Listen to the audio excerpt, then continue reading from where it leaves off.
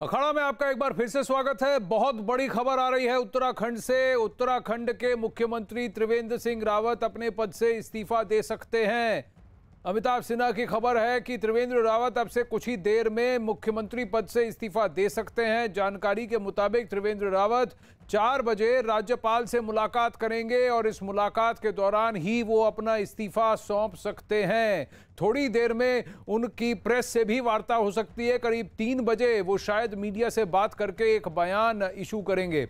अब उत्तराखंड में नेतृत्व परिवर्तन पर फिलहाल बीजेपी की तरफ से कोई नेता खुलकर नहीं बोल रहा है, लेकिन दबी जुबान में जरूर मान रहे हैं कि परिवर्तन तय है और ये प्रकृति का नियम है। अमिताभ सिन्हा हमारे साथ फोन पर हैं। अमिताभ जी, यानी कि उत्तराखंड बीजेपी में बगावत का डमरू बज रहा है।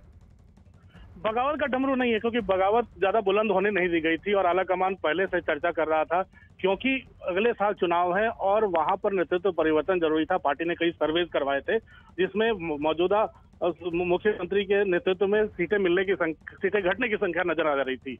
तो आनंद अब आला कमान ने यह फैसला किया है, 1 साल पूरे कर रही है, 1 साल बचे हैं सरकार के, 4 साल पूरे कर रही है सरकार। ऐसे में नेतृत्व परिवर्तन करके एक नए चेहरे पे दांव लगाया जाए ताकि अगला चुनाव जीते।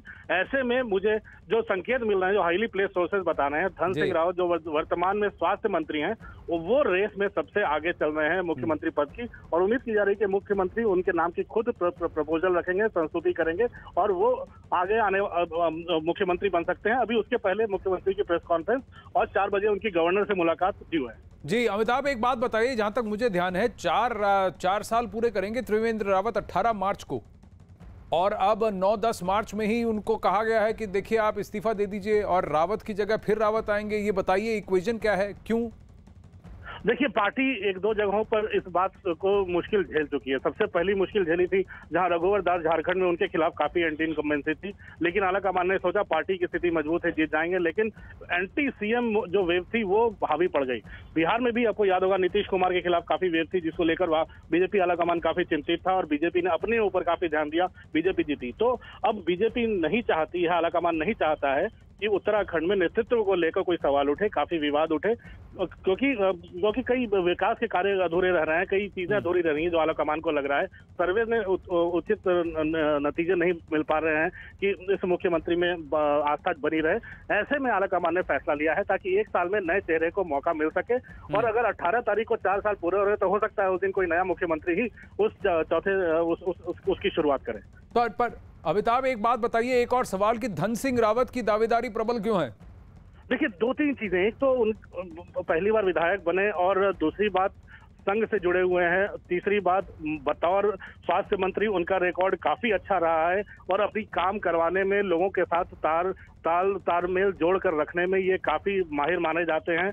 और सबसे बड़ी बात है, पार्टी ने जो काम कहा है उसको काफी डेडिकेशन के साथ किया है। तो मुझे लगता है कि पार्टी हो, संघ हो, और बतौर मंत्री जो उनका काम काज हो, लोगों से जो उनका मिलना जुलना रहा हो, उसको लेकर और अधिकारियों से मिलना जुलना रहा हो, काफी अच्छा रहा है रिकॉर्ड उनका। तो ऐसे में लगता है कि वो इसलिए सबसे आगे चल रहे हैं, और बताया जा रहा है कि वो इनके हनुमान भी त्रिवेंद्र सिंह रावत के हैं, तो उनके हाथ में सत्ता सौंप के शायद त्रिवेंद्र सिंह रावत भी राहत महसूस करेंगे। पर त्रिवेंद्र सिंह रावत का क्या होगा?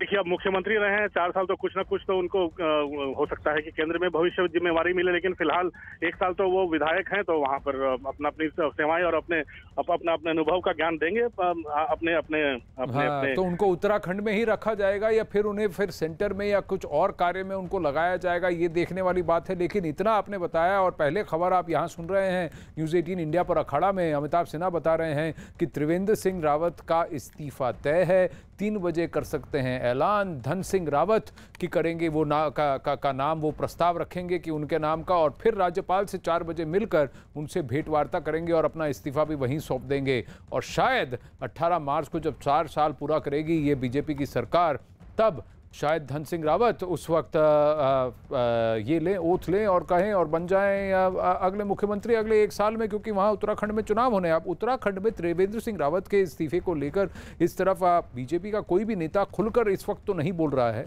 लेकिन दबी जुबान में ये जरूर मान रहे हैं कि परिवर्तन तय है और ये प्रकृति का नियम है। दयाल जी, उत्तराखंड की राजनीति पर सबकी नजर है, हो क्या रहा है उत्तराखंड में? ये जो राजनीति होता है वही हो रहा है। राजनीति में अटकनें भी लगती हैं। राजनीति में परिपक्वता का आना कोई असाधारण बात नहीं होती, और राजनीति में नाराजगी होनी और फिर नाराजगी दूर होना, ये भी एक राजनीति की निरंतर प्रक्रिया है। तो क्या माना जाए कि ये जो आप कह रहे हैं कि अचानक नहीं होती हैं सारी तमाम चीज़ें, तो ये कहीं ना कहीं जो सीएम सीट की बात हो रही है, परिवर्तन की तरफ देख रहे हैं? देखिए, परिवर्तन तो प्रकृति का एक नियम है। मौसम भी बदलते हैं, इंसान भी बदलते हैं, चरित्र भी बदलते हैं, चेहरे भी बदलते हैं, साथ भी बदलता है, तो ये प्रकृति का नियम है।